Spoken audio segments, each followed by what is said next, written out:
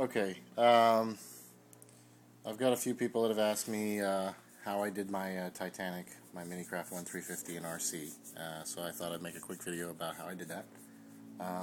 It's pretty simple. This is the basic setup here. Got a 380 size motor, I believe it is. Used a simple piece of fuel tubing as a coupler. And then I've got 3/32 brass rod, and then brass tube that fits perfectly over that I used to make the shaft and stuffing box. A little bit of grease in there to keep everything lubricated and watertight.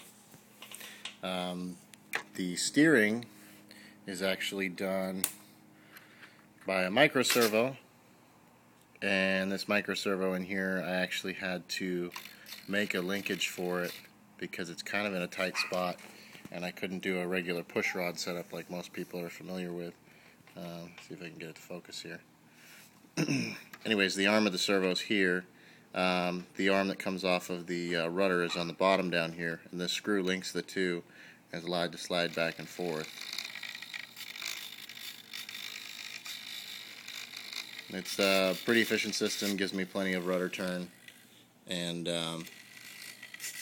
without any slop, so I'm pretty happy with it. And there's the propeller there. That's not the factory kit propeller. It's actually off of another model that I had because the factory one keeps breaking, and that's this one here.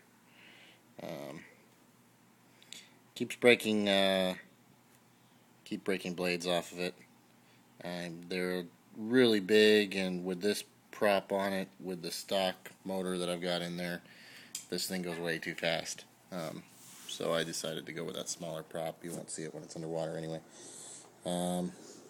Speed control is a simple aircraft unit that I've had lying around. It's a 20 amp speed control.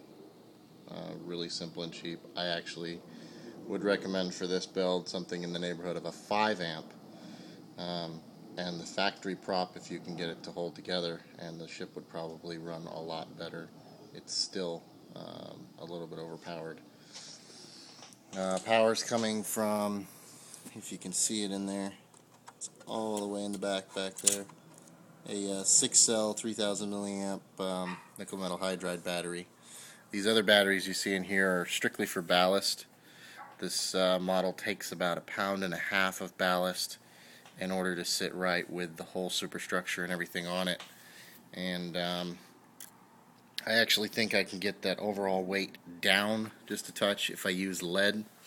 I'll be able to use less weight and get the CG lower, but you're still going to have at least 18 ounces of weight, I would imagine, in here to get it to sit right and be stable. The last thing I want is to recreate the sinking with my nicely finished new model. Anyways, here's how I cut up the decks. The rear deck here I'm still going to permanently install, I believe, just so that it has clean lines and looks a little better. I don't really need to access the motor for maintenance, and I can get to the shaft readily enough for lubrication. But anyway, there's the rear deck split off there. Obviously the poop deck just sits on there. And then the superstructure, if you've got one of these kits, you can see where they've got tabs. That's almost looks as though it was made to be simply installed and removed. So I'm probably going to use some rare earth magnets to secure all of that on there. Same goes with the front.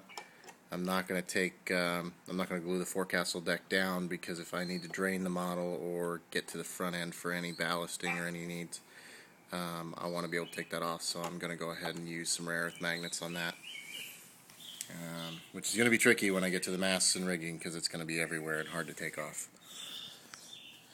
Anyways, that's where I'm at so far. It's working pretty good. We'll keep you updated when I do more work on it.